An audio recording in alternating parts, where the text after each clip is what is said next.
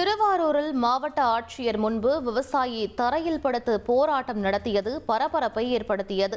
ஆட்சியர் அலுவலகத்தில் நடைபெற்ற குறை தீர்க்கும் கூட்டத்தில் கனமழையால் பாதிக்கப்பட்ட நெற்பயிர்களுக்கு ஏக்கருக்கு 30,000 ரூபாய் வழங்க வேண்டும் என விவசாயிகள் கோரிக்கை வைத்தனர்.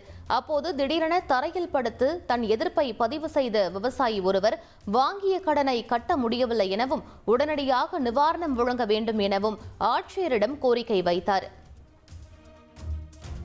வழங்கிடு